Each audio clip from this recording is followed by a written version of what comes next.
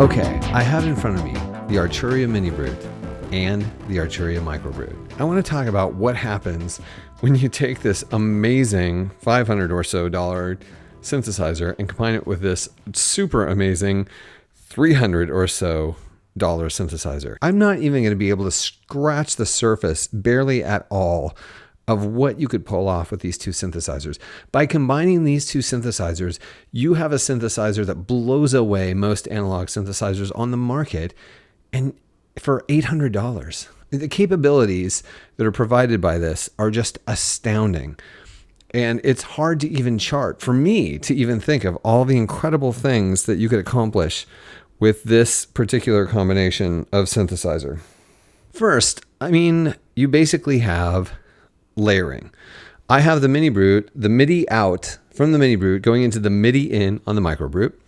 That's how it is triggering it. I have the MicroBrute's output coming into the audio input of the MiniBrute. So here's the MiniBrute.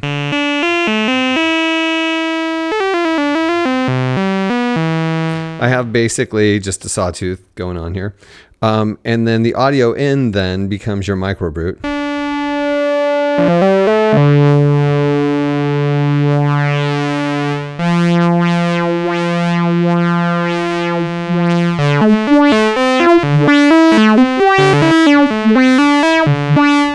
So already, okay, it's synthesizer plus synthesizer.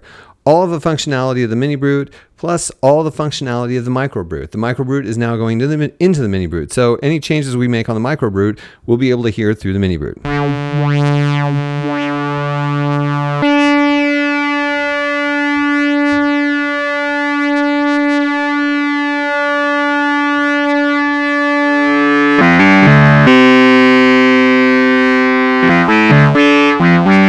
And then, of course, you have the different envelope settings for each. I could set the envelope for the MicroBrute at something really short and poppy. And then we can combine that with the MiniBrute, which has something that is not short and poppy. Let's listen to what happens.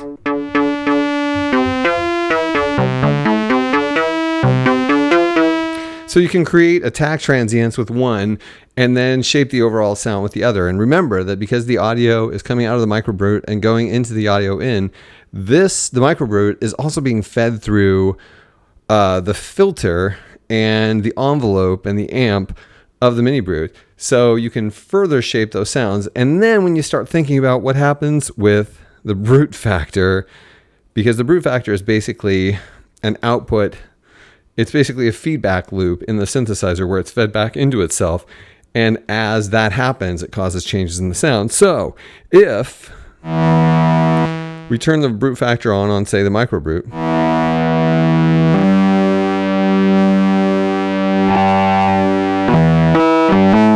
that makes our sound a little more gritty as it's coming in. But then imagine what happens when we turn the brute factor on the MiniBrute.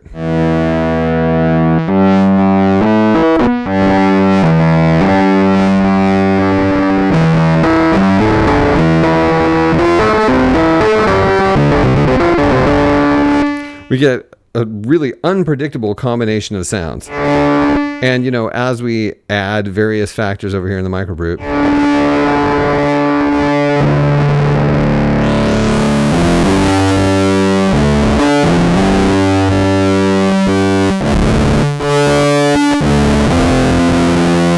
now granted, this is all getting extremely gritty and distorted, but that functionality can create some other sounds as well. With a little bit of experimentation.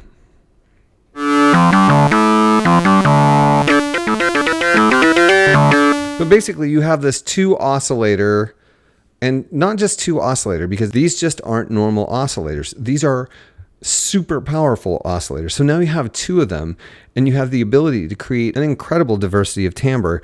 And then you have the overtone happening over in the MicroBrute, which actually, gives you, for example, the fifth sound.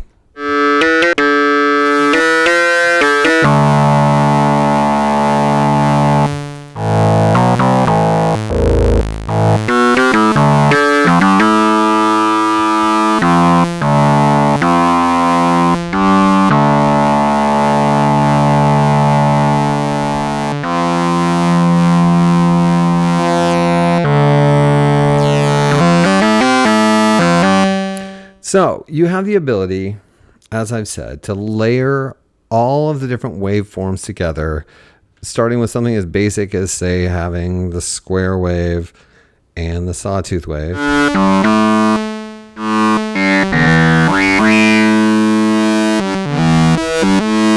And you can also, in addition to that, bring in, the different filter settings. Like you could have this filter set to a low pass filter, and you can turn the MicroBrute onto like a bandpass.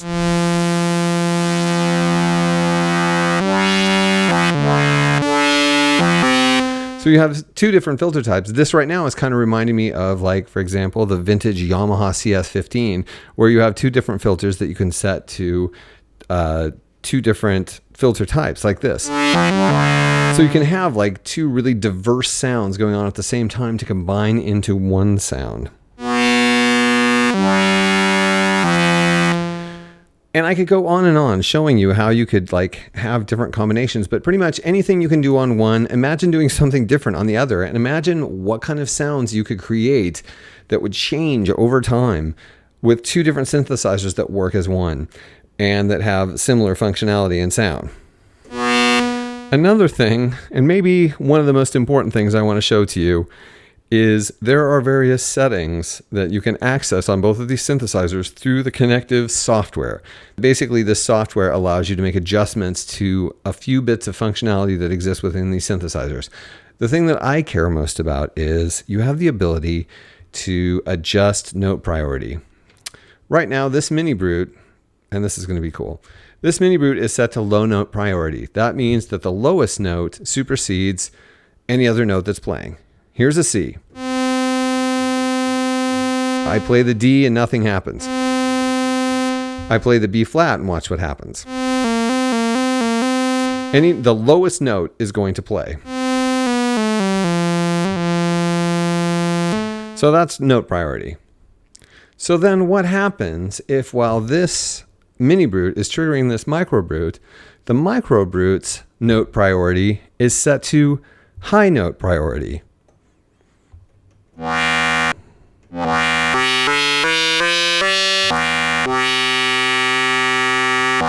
No lower notes than the note I'm playing will not play, but notes above the note I'm playing will play.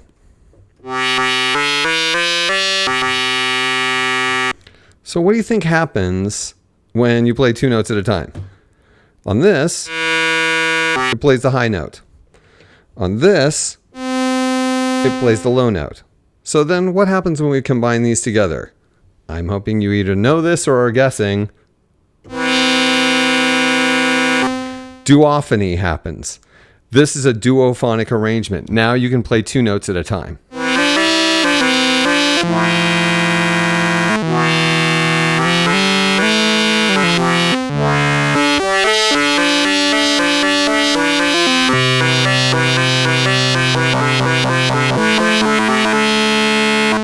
So your monosynth just turned into a duo synth with the combination of this little fellow, which makes it super cool. The possibilities are really, really astounding when you combine the timbrel possibilities with the duophonic possibility.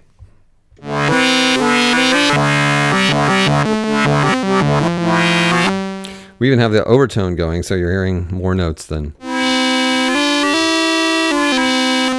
Anyway, so yeah, duophonic arrangement then, all controlled from the MiniBrute. Another thing that I thought of, and at first I was kind of worried about this. When you have two oscillators, what you want is you want to be able to control, you wanted one of the oscillators to be able to be variable, and you can set it to, whatever pitch you want in comparison to the other oscillator. And the way that the MiniBrute is set up, you can't really do that because you don't have a lot of tuning control. You have the fine tune on the MiniBrute. You have a fine tune that's hidden in the back of the MicroBrute, but you don't have the ability to tune the oscillator up and down because they are single oscillator synthesizers. It doesn't really make any sense to be able to transpose that pitch with a knob on a synthesizer that only has one pitch. So then I remembered something. The mod matrix has the envelope out. So what happens, do you think, if we take the control voltage from the envelope out and plug it into, here, I'm going to do this.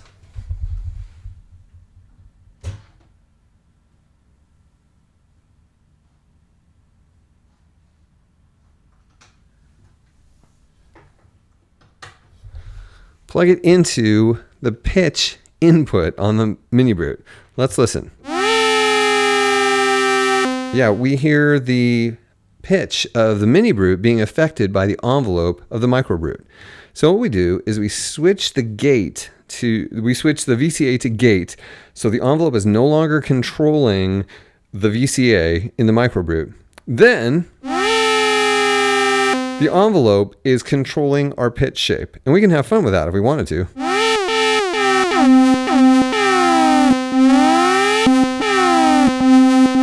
Which is kind of the cool modular aspect of this. The MicroBrute is controlling the MiniBrute, which is controlling the MicroBrute, and it's a lot of fun. There's some modular mayhem you can get into here. But the point I'm thinking about is if we just use sustain outputs a consistent voltage. So listen.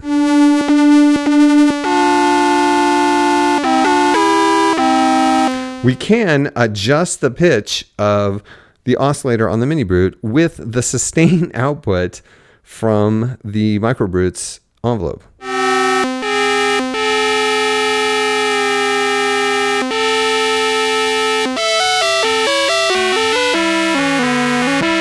So you actually have the ability then to have each synthesizer playing its own pitch, which then there isn't a huge range of the sustain, but it does give you about 6 notes, which allows you to do things like this.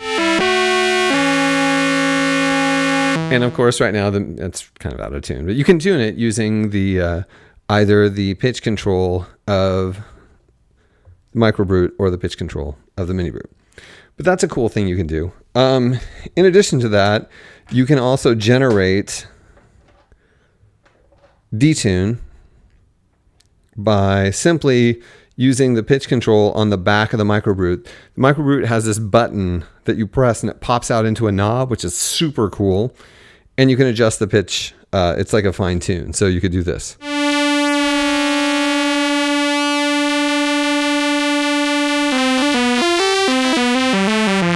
So you have a detune between the two synthesizers. And then if you want to have fun, because we're both on the saw, we can turn up the ultra saw.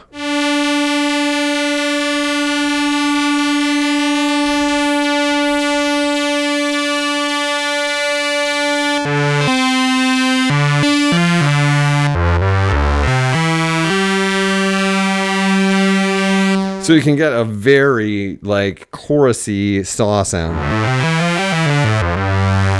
And that brings up another thing you can do. You have 2 different sets of glide. And one thing I loved about the Korg Monopoly 1,000 years ago was that on the one I had, the oscillators all were affected by the portamento at different rates. So you have this really kind of cool gliding effect when the portamento is engaged. And you can simulate that with this arrangement by setting both of your glides to different settings.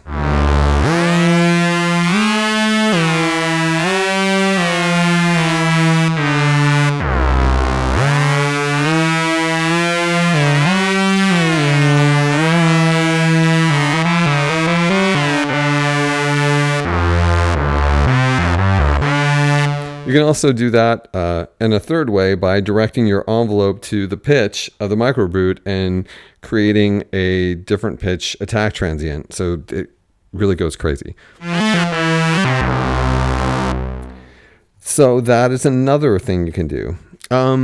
Lastly, well, I mean, there is no last because the things you could do just are there's so much you can do. But here's the thing you can do. We're going to take the LFO out from the MicroBrute and plug it into the filter in on the MiniBrute. Okay, next what we're gonna do is we're gonna turn on the sequencer on the, I wonder if I have the settings right.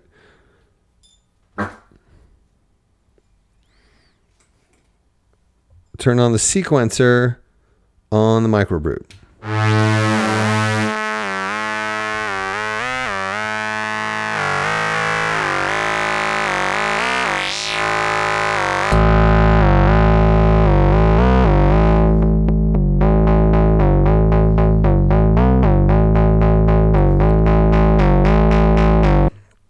Okay, so we have that going.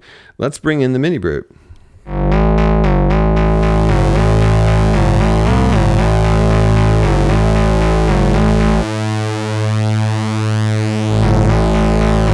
So then what happens if we turn on the arpeggiator on the MiniBrute?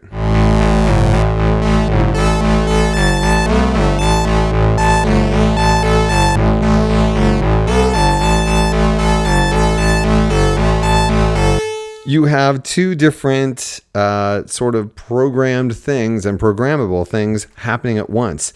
And you can create a really cool bunch of things by doing this.